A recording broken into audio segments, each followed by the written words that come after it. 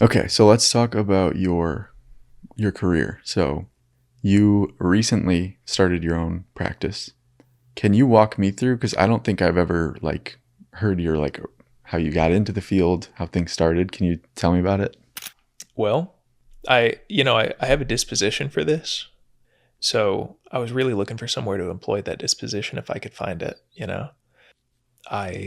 I was a kid, I thought that I would be a pastor. And I realized, you know, before I was, uh, before I was halfway through high school, I was like, that's not my path, you know? And there was a whole arc with that was really important in my life. But I walked away from that path and walked away from my religion for a while and spirituality and all of that. And I went and ended up studying philosophy, which is not a marketable degree. and, but man, it felt important to me. I'm so grateful that I had the privilege to be able to do that. I thought that I was going to be on track to go to law school, and Do you have any favorite like schools of philosophy that you studied or where? yeah, I mean, to say this incredibly broadly, uh, existentialism was hugely impactful on me. I took an existentialism class before I was in the philosophy department. I'd taken intro to philosophy, and it was awesome, Hmm. and I knew I liked it. And so I saw existentialism. I didn't really know what that was about, but I thought I want it, and I went for it. And that was an advanced class, and I was drowning for the whole semester. And the professor was nice enough to give me a B out of pity, which was the passing grade. And I remember there was this day that I was walking out of class, and it was a beautiful spring day. The breeze was blowing and crisp, and the sun shining down. And it was a really pretty part of campus walking through the trees. And I thought to myself, because I'd just been reading this really dense, heavy existential, analysis from Kierkegaard about Abraham taking the blade to Isaac's neck before the angel shows up and says, "Stop." God's like, "I believe you. You don't have to do this now."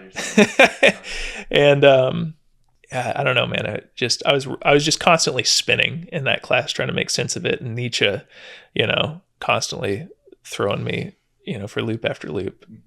Just no idea what to do with it. And I'm walking across campus through the trees, and I thought to myself, what would happen if I actually full on stopped believing? And not only did nothing happen, but I noticed it's really beautiful out here. Like, I just took the heaviness away. And I know I'm getting away from what you asked, but briefly, I said a prayer and I said, God, if you're out there, I think that you're big enough and capable enough to guide me back or guide me through this. I think it's time for me to see what the world looks like through another lens. And I'm going to walk away for a while. And I trust the path. If there's a path, I trust it. And that ended up being really important on my way to doing this work, eventually realizing this was an option, and then wrestling with these questions for long enough that I got to a point where I wasn't flip-flopping on either side of the theistic atheistic line, that I was able to pretty well make sense of it regardless of which side of that line you're on. And that was really important for me understanding existential sides of what it is to be human and what having spirit and having soul is about. And a lot of these concepts that are like super common in religion, like grace, like to really deeply understand that and understand these things in terms where if somebody is hung up on these terms because of religious connotations, it's like, don't worry about it. There's value here because it's human. It's just existentially human. So much of it is.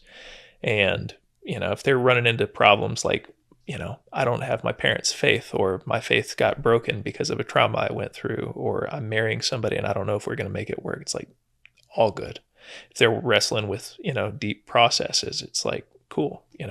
We have these frameworks that, have been refined and passed down for millennia. look at what might be relevant to you, and I was able to kind of work through the stuck points on all of that. And it's served the work that I do a lot. As far as counseling goes, I just found a field to put all this to work.